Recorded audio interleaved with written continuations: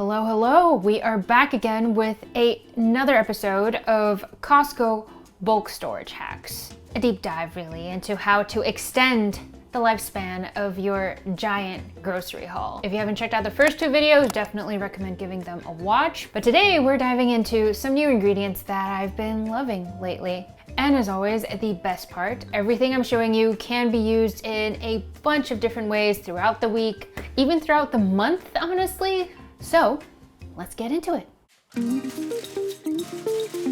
To start it up, first up we have what I like to call my throw it into everything vegetable mix. It is essentially a trio of carrots, onions, and bell peppers that I like to dice up beforehand because this is something that has saved me so much time on busy weekdays and weeknights. There is a lot in each bag though, and I do just like to set aside a few fresh ones of each vegetable that I can just use throughout the week, ideally within the next few days. So starting with the carrots, in terms of storage, I like to just keep them whole, and what I've found to be the best way to store these is to wrap them in paper towels before storing them in a Ziploc bag. I usually just leave the bag half unzipped and then place that in the crisper jar. I feel like this is the key messaging throughout all of these videos, but remember, moisture is the #1 enemy, always. So the paper towels are important. They are doing a lot of the heavy lifting here. Then for the rest of the carrots, I'm just prepping them by chopping off the tops, a little bit of the ends, and just going in and peeling them before cutting them into these rough chunks, mainly so then my little food processor can handle it. Also, super important, quick reminder, do not throw away your scraps. I like to just keep like a bowl on the side here when I do this so I can just toss all of my veggie scraps straight in for making some vegetable broth later. It's no waste and it's delicious, so win-win all around. The bell peppers are next, and for these, I usually just keep maybe 1 or 2 as it is whole in the crisper jar because they actually do last surprisingly long, even just as is. For the rest though, I just take the core out and roughly chop them into these larger pieces. I personally really love the sweetness they add to the meal I'm making, but fair warning, they do release quite a bit of moisture, a lot more than the other veggies, so you can either drain the mix or, just opt out of it completely. The last step are the onions. Same deal, I'm just chopping the tops and the bottoms off, really just peeling that outer layer. And again, all these scraps are just gonna join their carrot friends in the giant scrap bowl. The rest are then chopped into these large pieces. So now we can dive into the fun part, the veggie mix. As you can tell, there's a lot of vegetables to go through, so this is the part where I rely on my trusty food processor. Just a few pulses each time, and that is really enough to get them to these nice pieces. Doesn't even have to be totally even as long as they're smaller sized like this. I will say because of how tiny my machine is though, I do have to do them in batches, but even then, it chops them up so much more efficiently than I could have in probably triple the amount of time. Once everything's chopped, I just mix it all together in a big bowl, making sure that it's, evenly distributed. Then I'll transfer everything to a large freezer bag. And the reasoning for this is because after I squeeze out all of that air and, lie it as flat as possible, I can actually go in and use a bench scraper to pre-score the vegetable mix into smaller portions. This is somewhat of a pro tip, I suppose, but future you will thank you for this, because then when it's frozen solid, you can just break off exactly what you need without needing to defrost the whole thing. And again, I love this mix because it's ridiculously versatile. Just the other day, I made some curry, and instead of, spending all that time chopping up vegetables, all I had to do was maybe throw in a couple blocks of this veggie mix. That was an instant flavor base. But my favorite quick meal is a spicy stir fry with ground chicken. Sort of my take on one of my favorite Thai dishes, pad krapao. Really getting those aromatics out, adding in my ground chicken before I'm going in with my veggie mix. Just straight in, frozen blocks, no problem. Mix that all up and then add some fresh basil. This is perfect served over some jasmine rice with a fried egg on top. Ooh, I could eat this all day, every day. Next up, we have these beautifully marbled, boneless short ribs.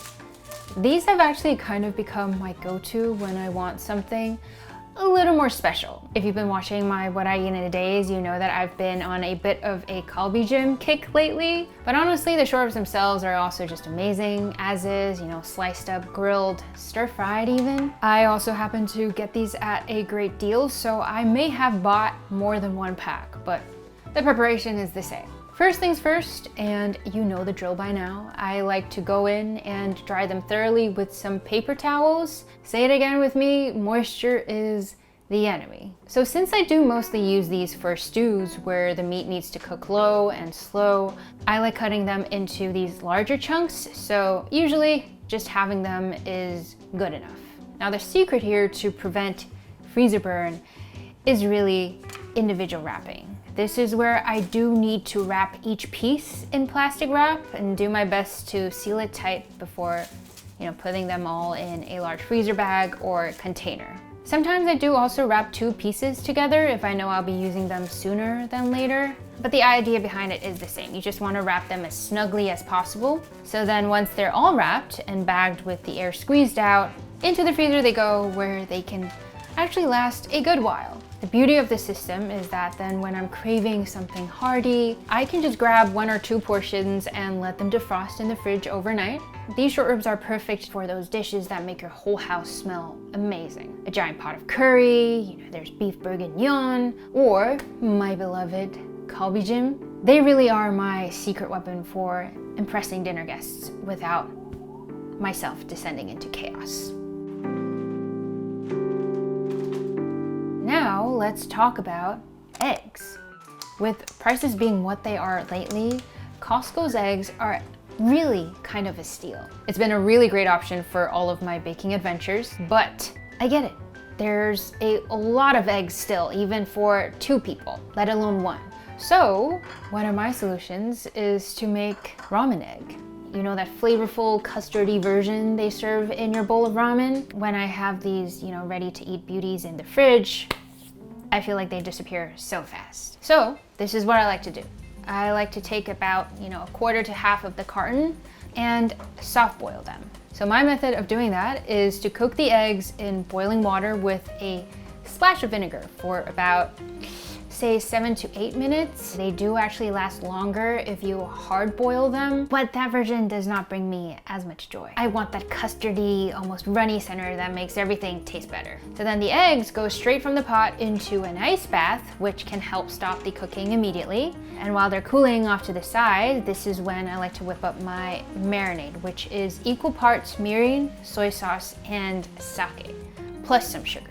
So all I'm doing off screen really is just to give it a quick boil, really just enough to dissolve the sugar, then let it cool completely. Now onto the peeling. My favorite trick for this is to peel them actually in the same bowl of water really that it's cooling in. It really just helps the shells slip right off. Also again, quick tip, slightly older eggs are actually easier to peel, so don't feel like you have to rush into this. Give it a couple days if you feel like you can't finish your eggs. Might be a good time to give this one a try. So back to the eggs, once they're all peeled, they can go into a container where I'll pour in the cooled marinade directly over them, trying to just make sure they're all submerged, and that's it. I just let them sit in the fridge for at least a day or 2, maybe give them a little rotation halfway through that, but there it is, restaurant quality ramen eggs at home. They're obviously amazing in a steaming bowl of instant ramen, but really they are just as good over a bowl of rice. I like to eat it with a bit of furikake. Sometimes I even just eat it as is. They keep well for about 4 to 5 days, but I can't say they really last that long usually for me. Before we continue, I just wanted to say a quick thank you to our sponsor for today, Earth Breeze. So speaking of bulk purchases, right? I used to get those like giant Costco sized laundry detergent bottles. You know which one I'm talking about. But I have to admit, they take up a lot of space and they're honestly kind of a pain to lug down to the laundry room every time. The cons of living in New York City, I suppose. So it actually wasn't until my recent trip to Asia that I learned about laundry sheets for the first time. They were just so convenient to use, especially for travel. Even a small sheet was able to get my clothes totally clean. And so obviously I was fascinated. And when I got back home, I decided to look into them a little bit more. I wanted to see if I could find an eco-friendly version, and that's actually how I ended up learning about Earthbreeze. So their laundry sheets come in packs like this. This is like up to 60 loads. No harsh chemicals, no dyes, no parabens, nothing like that. So this is what they look like, where depending on the size of the load, I can just tear off however much I need. And isn't this just so much easier to lug down the many flights of stairs? I just toss them directly in with my clothes, and they really just dissolve completely within seconds. Also, I actually do like the smell of their fresh scent a lot, but they do have a fragrance-free option that still manages to have my clothes come out perfectly clean and fresh. So yeah, if you want to try a gentler clean for all your laundry needs, definitely check out Earthbreeze. They have a 100% money-back guarantee, so no risk in trying it out. Right now, I also do have a link for you that can help you save 40% with your subscription. I'm going to link it down in the description box below. Go give it a look, check it out. Otherwise, back to our storage combo. It's warm, it's summer, it's tomato season. And as someone who loves putting tomatoes in everything, bulk prepping for these guys really have made my life a lot easier. They also don't really last very well in the fridge, makes them end up feeling a little grainy. So this is what I prefer doing with my bunch of tomatoes.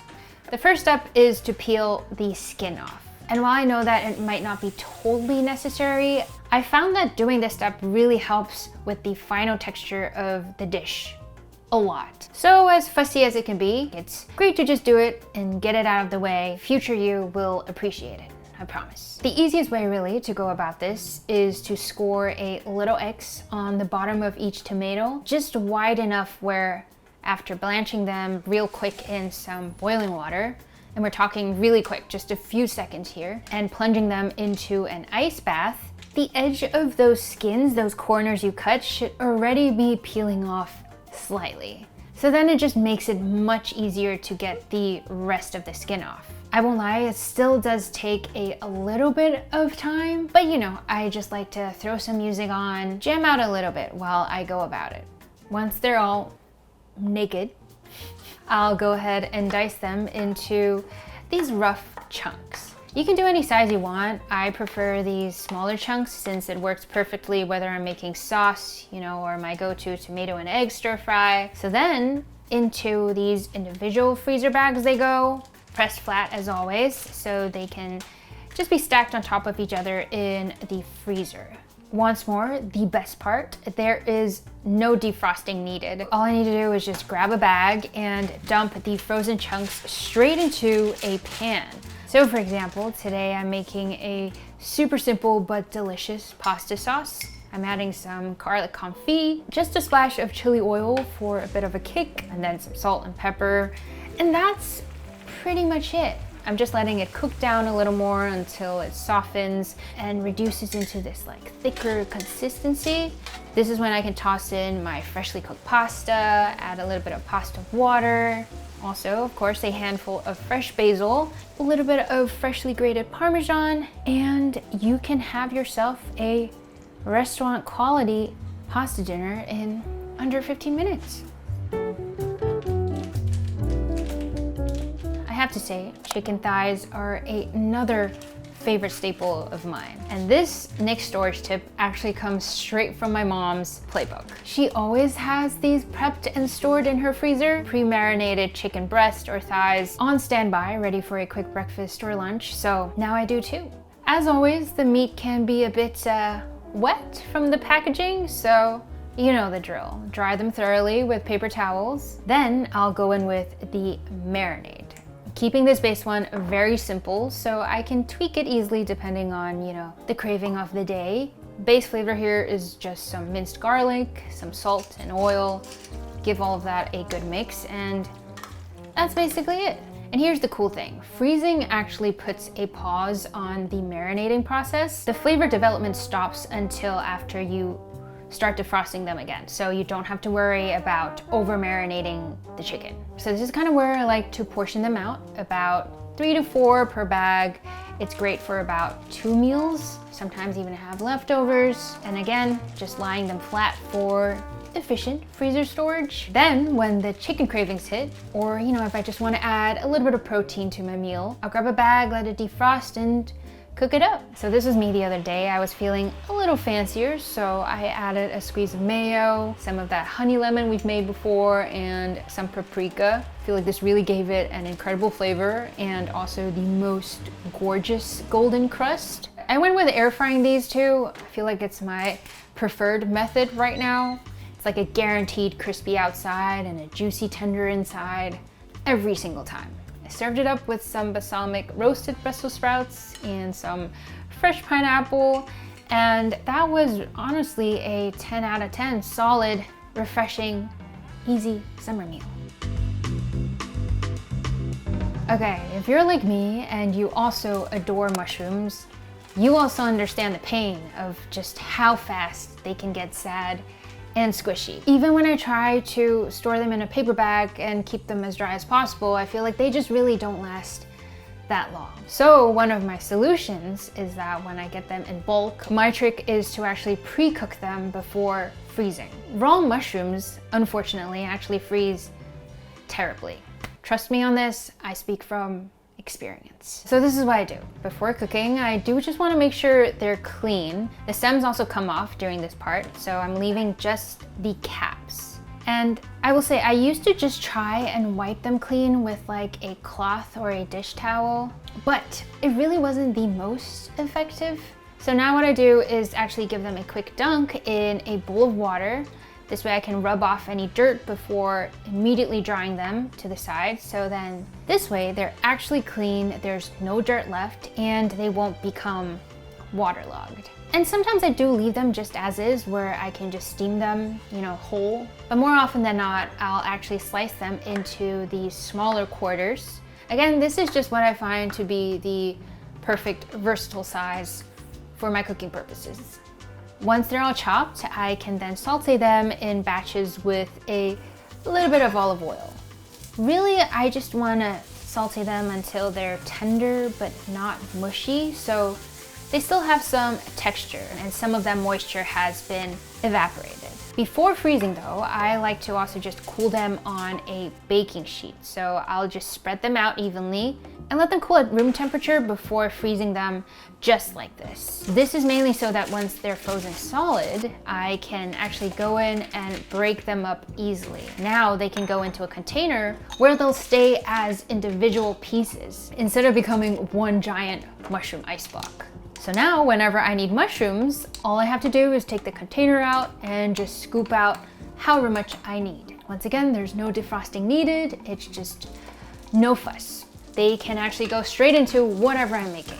So over the weekend, I decided to fry these up with some pesto butter actually for a more decadent breakfast toast. So I also tossed in some chives, splash of balsamic vinegar before adding in my eggs and just doing a soft scramble of sorts. Slide that hot right off the pan onto a slice of sourdough toast, and it truly was the ideal breakfast.